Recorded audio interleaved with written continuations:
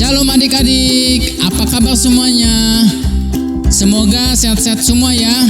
Nah, hari ini kakak mau mengajak adik-adik semua untuk beribadah. Sebelum ibadah dimulai, kakak mau ingatkan lagi supaya tetap jaga kebersihan, jaga kesehatan, dan tetap di rumah. Dan terlebih berdoa kepada Tuhan Yesus supaya diberikan kesehatan.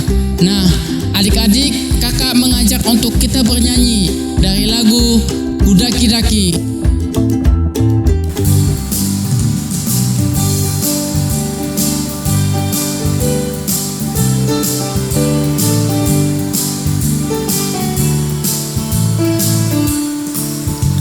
Ku daki-daki gunung yang tinggi, ku turun lembah yang dalam, ku melintasi padang rumput hijau membentang. Yesus besertaku, di kanan kau ada, di kiriku ada, di atas dan di bawah kau ada. Di suka kau ada, di duka pun kau ada, karena Engkaulah Yesusku. Ku daki-daki gunung yang tinggi, ku turun lembah yang dalam, ku melintasi padang rumput hijau membentang. Yesus besertaku, di kanan kau ada, di kiri kau ada, di atas dan di bawah kau ada. Di suka kau ada, di duka pun kau ada, karena Engkaulah Yesusku. Karena Engkaulah Yesusku. Karena Engkaulah Yesusku.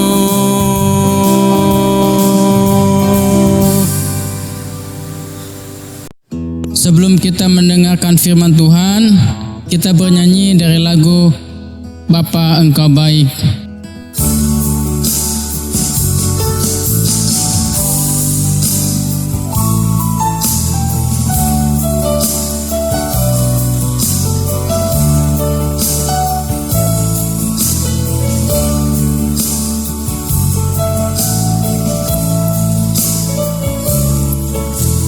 Bapa Engkau baik,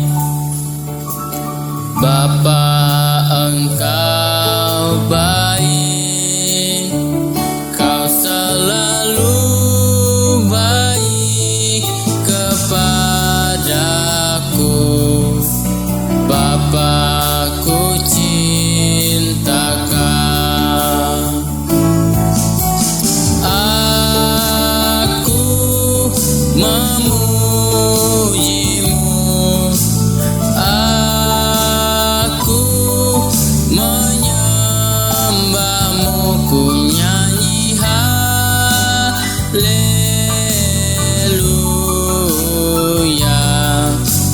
Bapa, ku cinta Kau. Bapa, Engkau baik. Bapa, Engkau baik, Bapa, Engkau baik, Kau selalu baik kepadaku. Bapa, ku cinta Kau.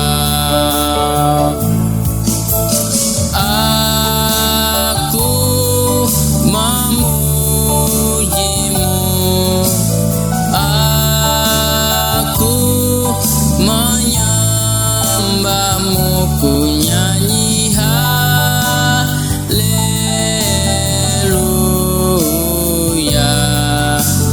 Bapa,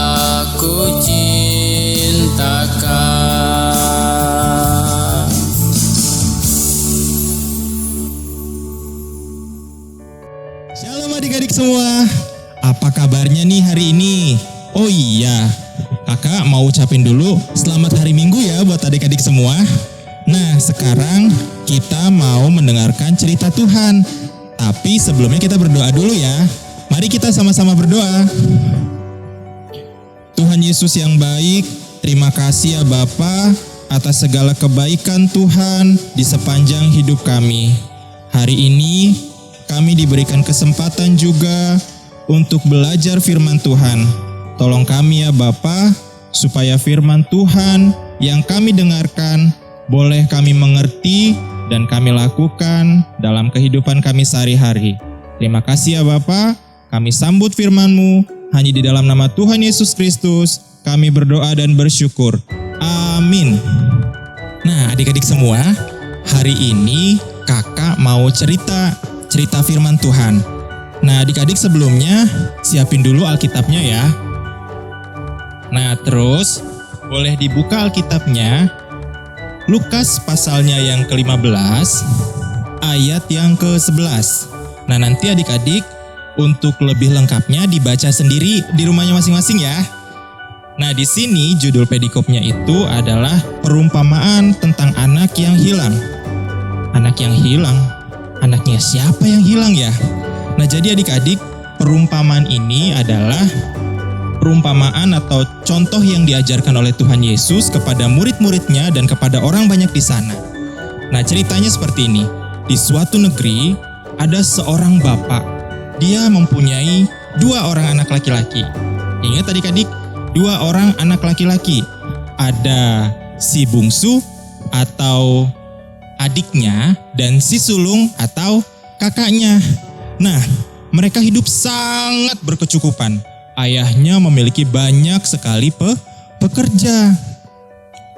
Sampai suatu ketika, salah seorang anaknya berpikir bahwa, wah, bapak saya kan punya banyak pekerja, berarti dia juga punya banyak harta dong.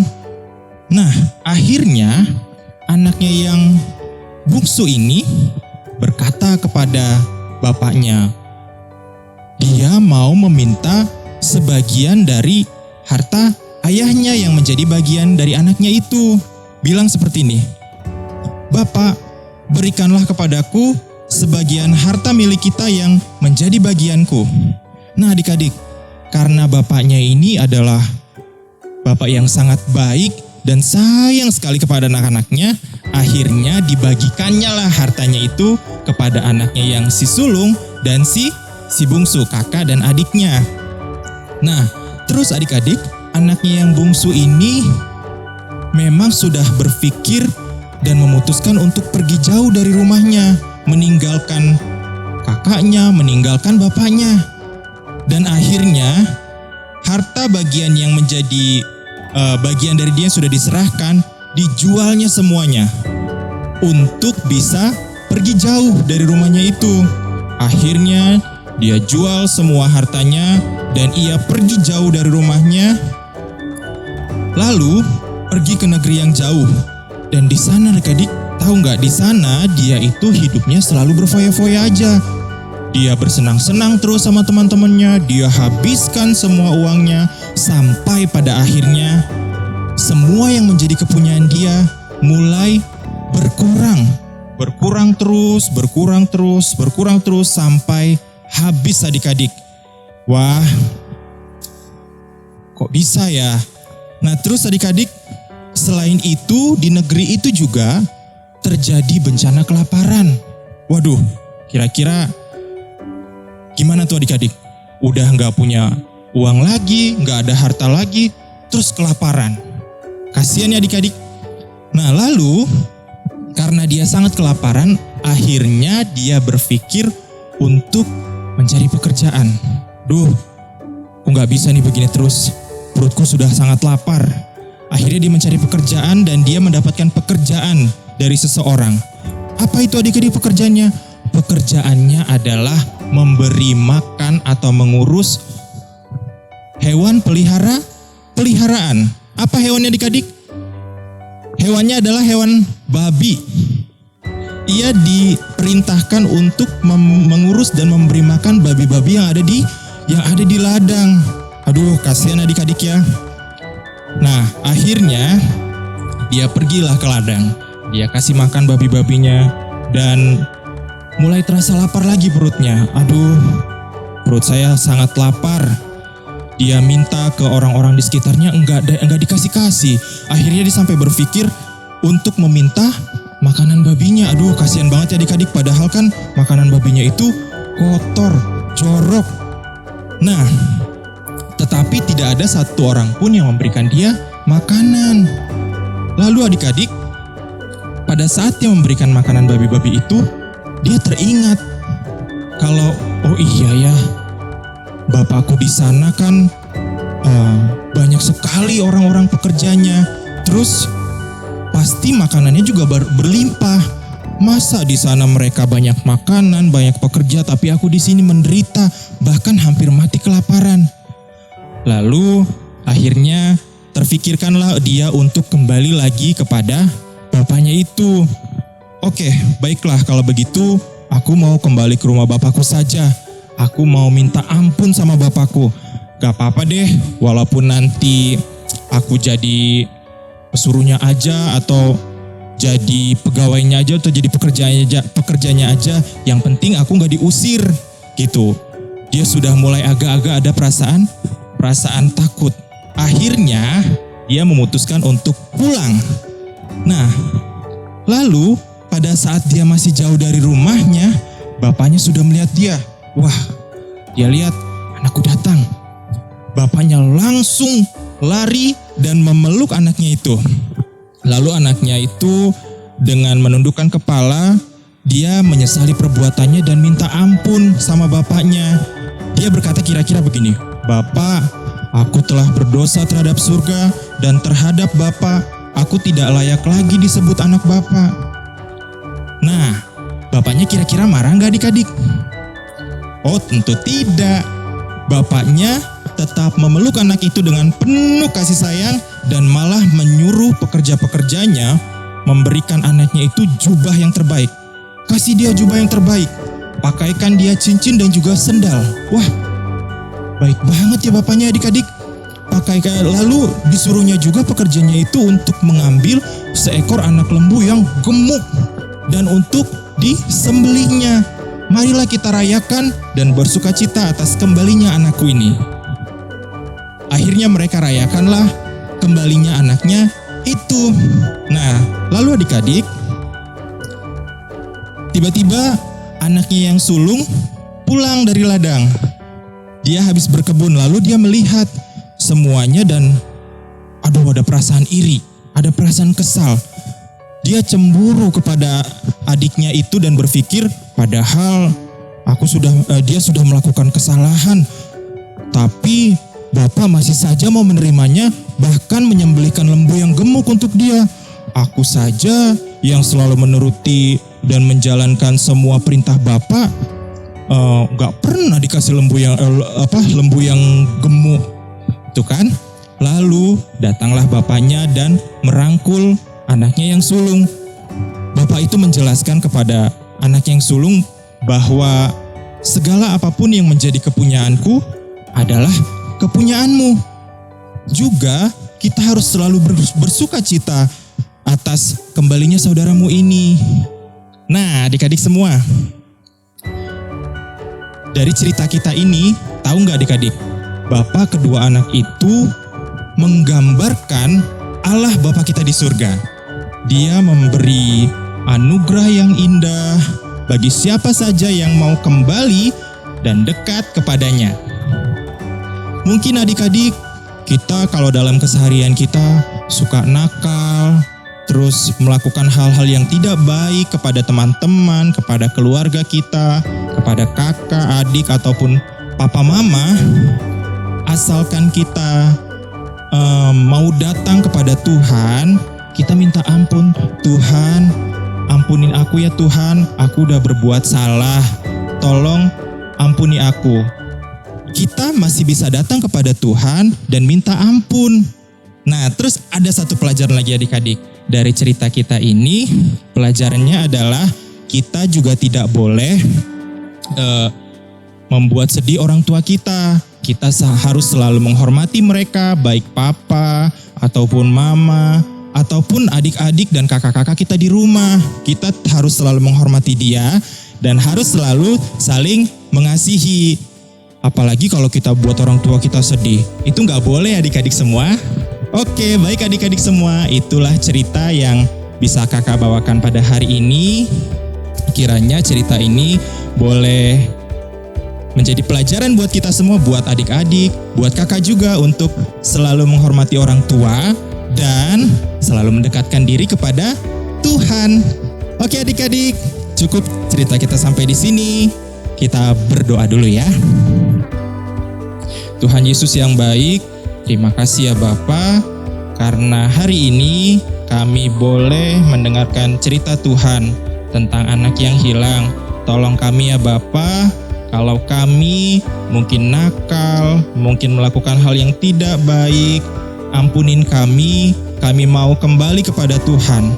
Bapa yang baik, kami juga mau berdoa untuk orang tua kami dimanapun mereka berada, biar Tuhan yang selalu menjaga dan melindungi mereka ya Bapa. Terima kasih ya Tuhan, hanya di dalam nama Tuhan Yesus Kristus kami berdoa dan mengucap syukur. Amin. Nah adik-adik, kita sudah selesai mendengarkan cerita Tuhan. Nah sekarang giliran kakak mau kasih tugas kepada adik-adik semua. Tugas kita untuk minggu ini adalah tugas ayat hafalan. Jadi boleh coba dikeluarkan dulu Alkitabnya. Disiapkan. Ayat hafalan kita terambil dari 1 Yohanes 1 ayatnya yang ke-9. Kakak ulang ya. 1 Yohanes 1 ayat yang ke-9. Isinya, jika kita mengaku dosa kita, maka Ia adalah setia dan adil, sehingga Ia akan mengampuni segala dosa kita dan menyucikan kita dari segala kejahatan. Nah, nanti adik-adik boleh minta tolong mamanya atau papanya atau kakaknya untuk direkam, lalu nanti bisa dikirimkan rekamannya ke kakak-kakak sekolah minggunya. Oke adik-adik, jangan lupa disiapin rekaman video ayat hafalannya. Dikirim ke kakak-kakak sekolah minggunya. Oke adik-adik, itu tugas kita untuk minggu ini ya. Terima kasih. Selamat hari Minggu.